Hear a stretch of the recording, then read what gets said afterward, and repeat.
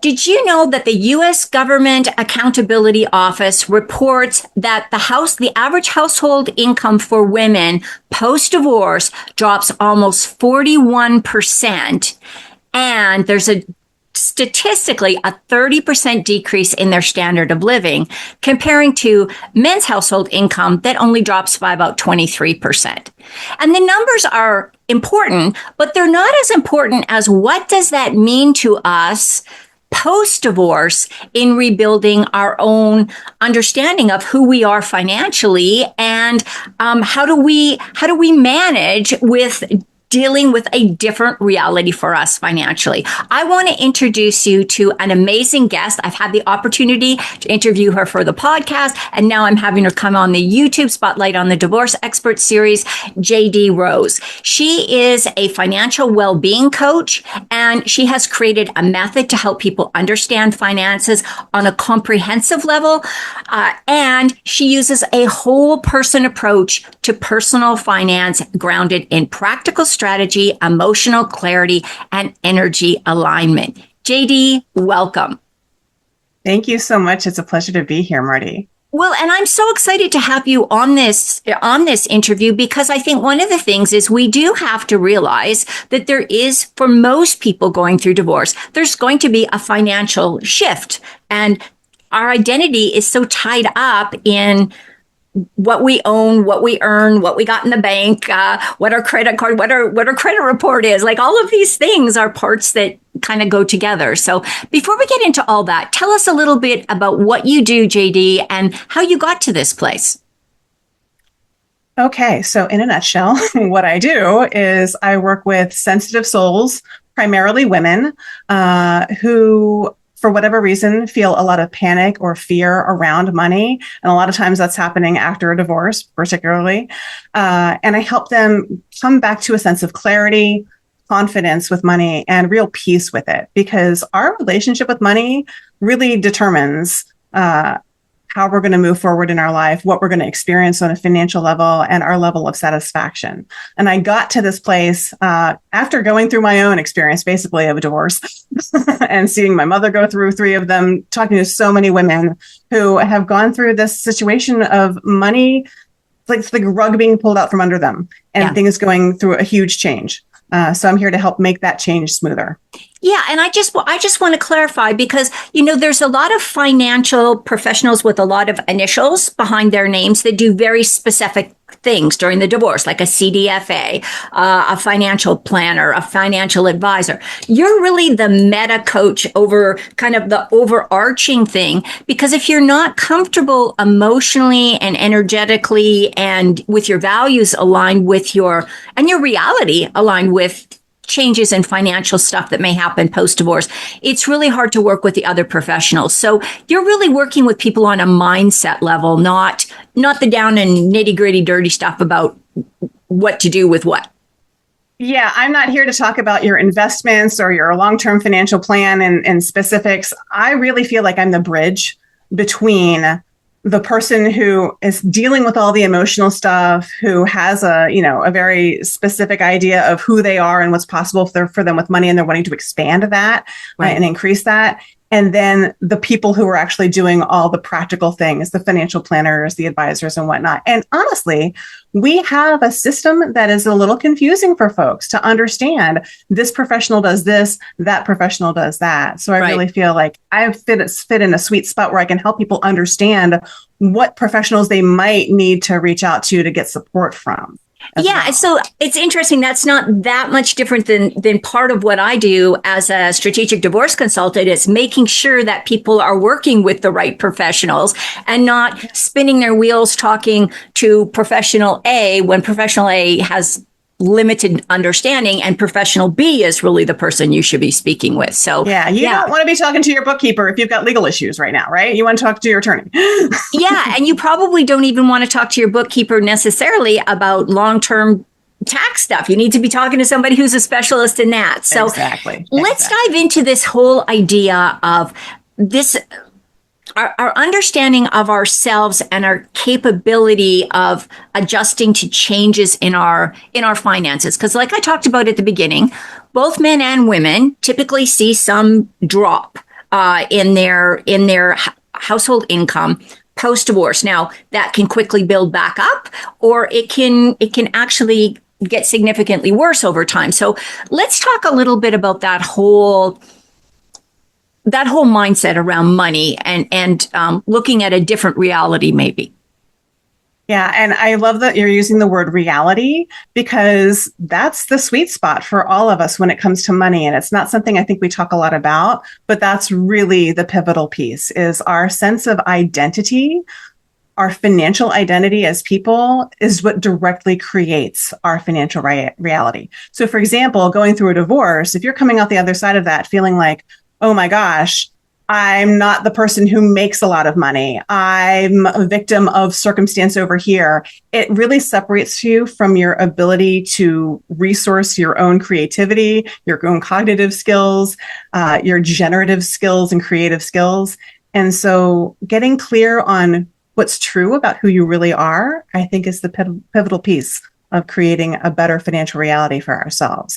And divorce really creates kind of a double whammy, right? I mean, there's the practical piece of things where all of the money has changed, right? Like there's new bills, there's a new living situation, potentially, all those new money pieces come into play. But behind the scenes, there's the person that we are going through this experience, having all of these feelings about what's happening and our sense of self-worth and our deservability or lovability and that sort of thing. So we really need to go in there and unpack all of that and sort of recreate and reestablish.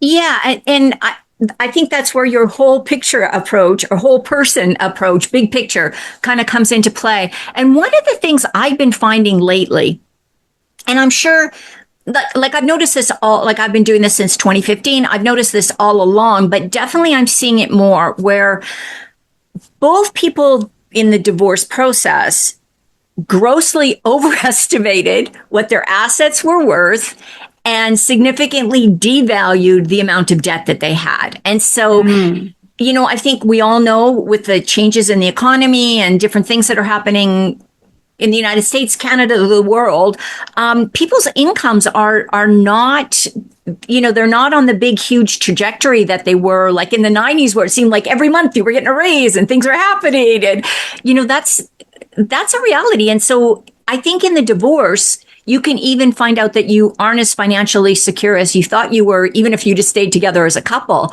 And that can really mess with your head and your confidence in yourself in making decisions. Well, and it's interesting that you're looking at those practical pieces that are constantly in flux, right? The amount of money that we're making, the amount of debt that we carry, all of the numbers are constantly changing. And as human beings, we're always looking for security, looking for the sure thing, looking for like the stability, the static that doesn't change. And that is not the nature of money. That's not the nature of life. And so, when we're able to really disengage from the numbers enough to like look at the numbers, know what's going on there, but not associate the number on the page with who you are as a person, that's where the real skill comes into play. I think you're absolutely right. People just don't have a sense of what's true from a numbers standpoint, but then I don't think they also have a sense what's really true from a personal standpoint on who they really are and what there's really is possible for them. Right. What do you think is the biggest stumbling block that you see? And I use that word not as a judgment, because I've been there where I was like, oh, I don't have enough money. And, there's this fear, this kind of anxiety that seeps into every moment of your day when you're in a financial situation. I know with mine, it was my husband's hospitalization with no insurance. I was on panic mode for almost a year over that whole thing. So what do you think is the biggest stumbling block that somebody like myself or somebody going through divorce comes up against on this whole confidence in their ability to move forward?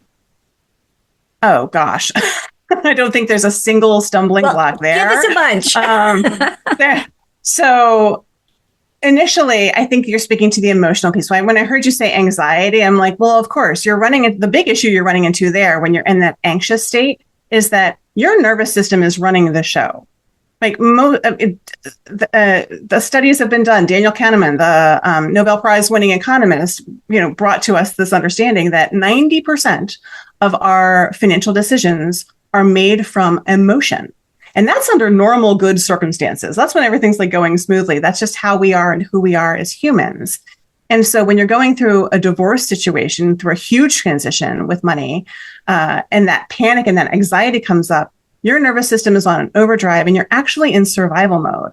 And so this looks like it could show up a lot of different ways as you're going through the process. But if you're unable to disengage from that survival mode and regulate your nervous system, that's the very first thing that needs to happen before anything else happens. Yeah. Because you're disengaged from your own agency. That survival brain is running everything. And when that's happening, you don't have access to the prefrontal cortex, to the part of your brain that can look into the future and see what's possible, to plan and think and be active and engaged with your money. So that's the first thing that needs to happen. Yeah.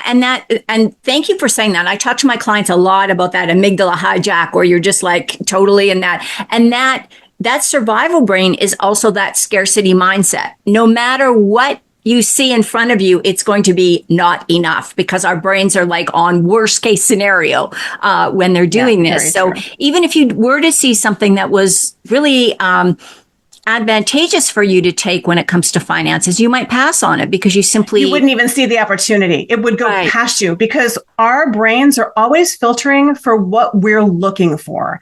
And it happens on a subconscious level. We don't always know what we programmed our brains to look for. But when you talk about scarcity, this is why I say all the time to my clients, like, scarcity is the big cultural myth, right? And if you look at in nature, if you look all around us, really, there's so much abundance. There's so much plenty. There's so much resource that we all have access to and are a part of.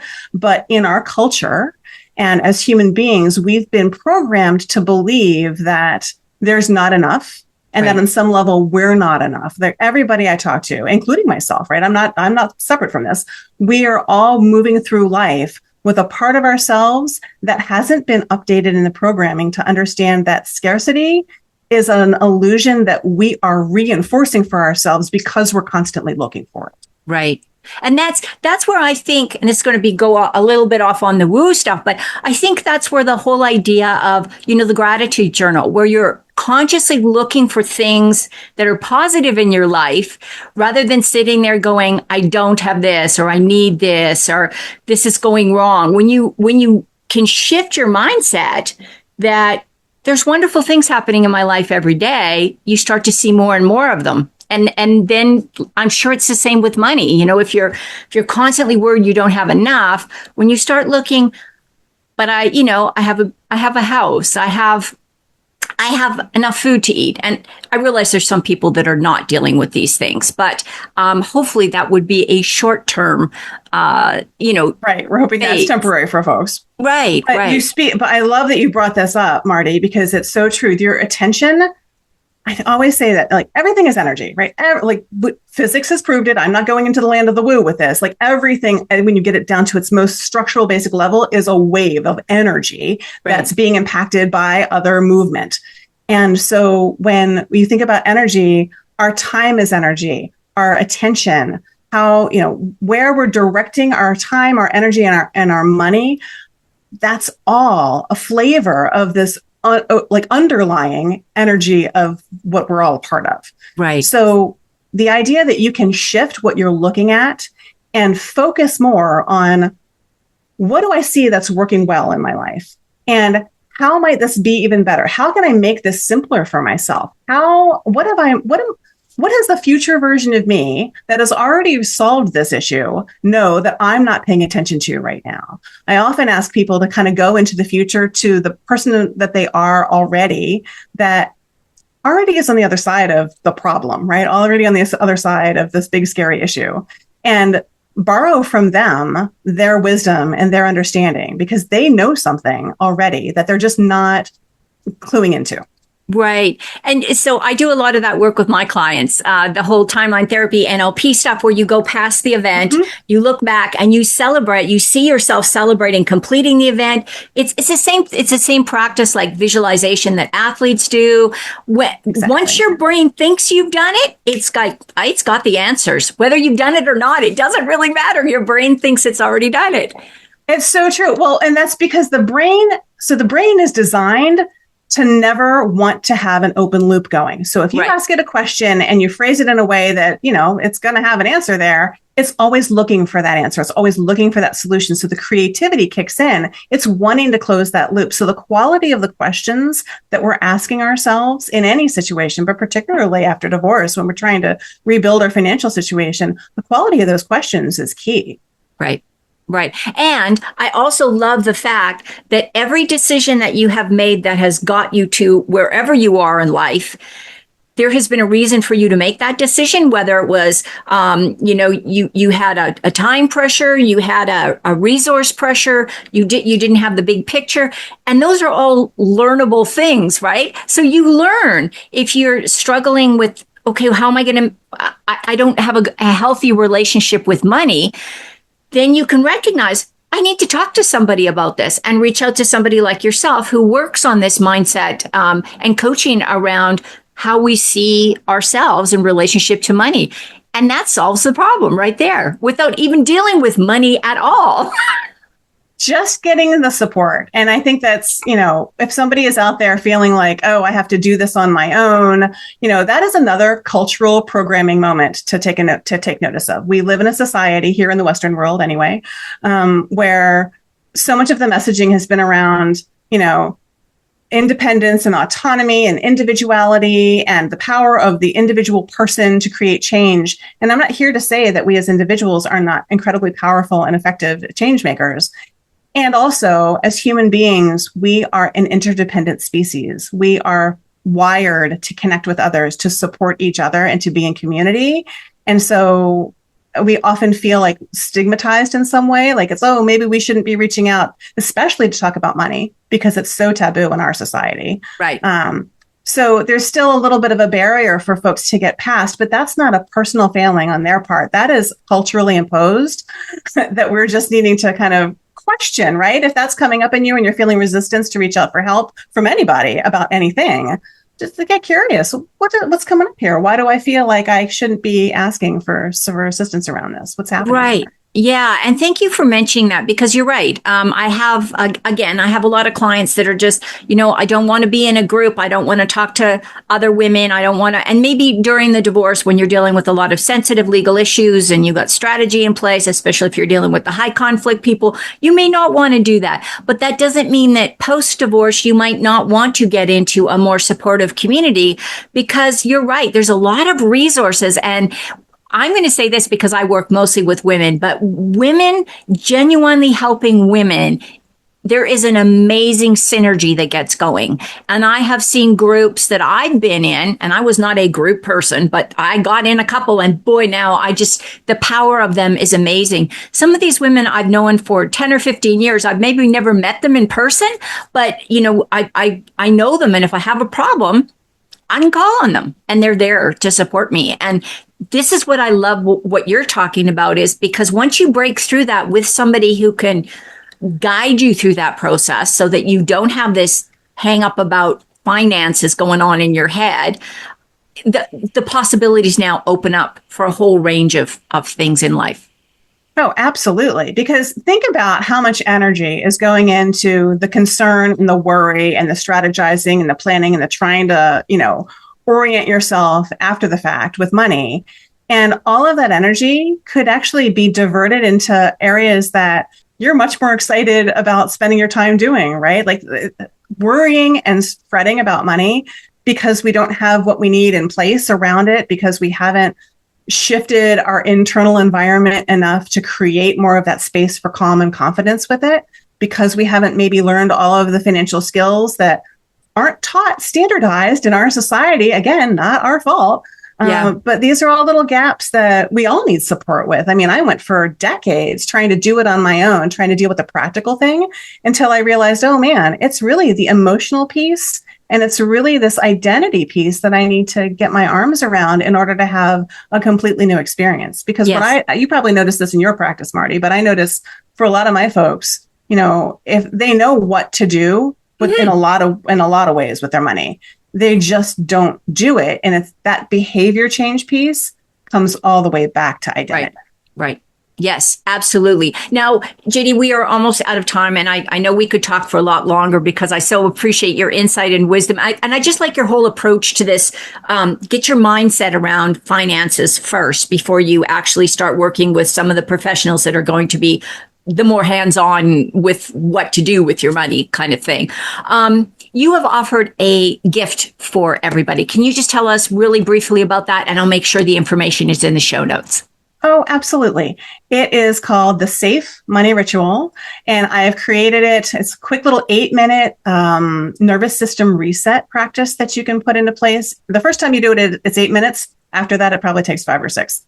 And it's really just to help you get over that initial hump of stress and panic. So come to that whenever you're feeling charged around money, emotional about it, resistant to it. Let yourself kind of come back to your body.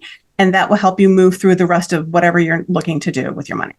Perfect. Now, JD, if people want to reach out and find out more about what you do or would like to maybe contact you to work with you, what's the best way to do that? Best way to do that is to just reach out through the contact form on my website, theresourcedwoman.com, or you can find me on Instagram at theresourcedwoman. I'm also on LinkedIn. So if you want to DM me on either of those social platforms, I'm happy to get back to you there. I'm easy to access that way. Fantastic. I really appreciate that. And thank you everybody for listening in to this Spotlight on the Divorce Expert. Please like, subscribe. And if you've got a comment or a question, put it below and we will definitely take a look. We'll be circling back. And JD, again, thank you so much for sharing your expertise and wisdom. Oh, thank you, Marty. It's been a pleasure talking with you.